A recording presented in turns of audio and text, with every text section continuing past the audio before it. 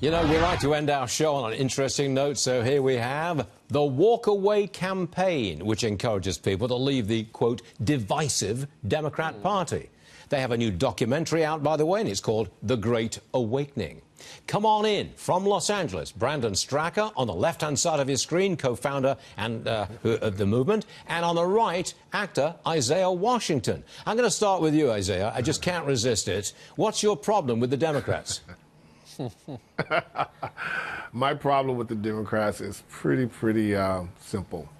A bit over the top and mean-spirited, a bit toxic.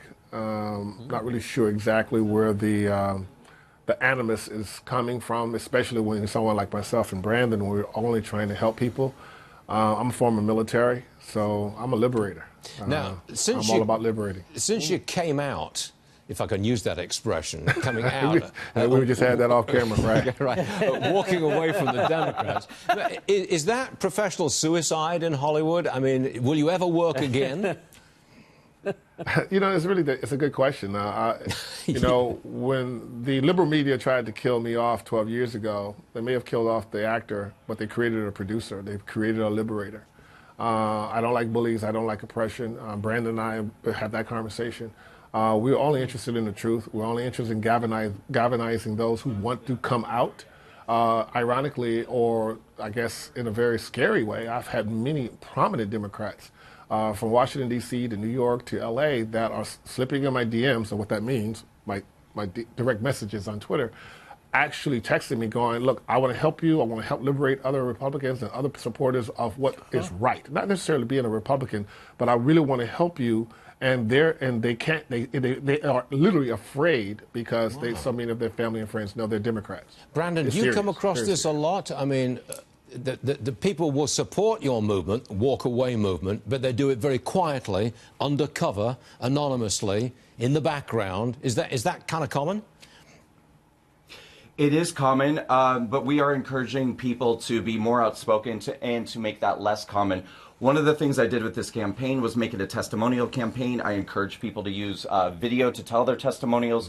And we encourage people on the right as well as people on the left to make their testimonials, telling the truth about what it really means to be a conservative, that this is not a bunch of racists and bigots and homophobes, but there are many reasons that people could be patriotic, that they support the administration or don't support the administration, but that there are reasons that people have for being a conservative that are not stemmed in hatred or bigotry or whatever the current narrative is of the left. Would you say that your movement, Brandon, this is for you, and again later to Isaiah, is your movement all about free markets, individual freedom, liberty? Is that what it's about? Is that at the heart of it? Brandon first.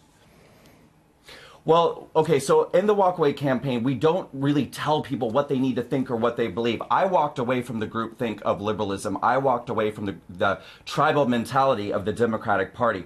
What we tell people is do your own research, read, you know, search for facts, search for truth. Where your journey leads you, that's up to each and every individual. We don't, you know, we don't endorse specific candidates. We don't endorse a specific policy, or, you know, it's really about finding and seeking truth for each individual. Isaiah, what do you make of socialism? What do you think?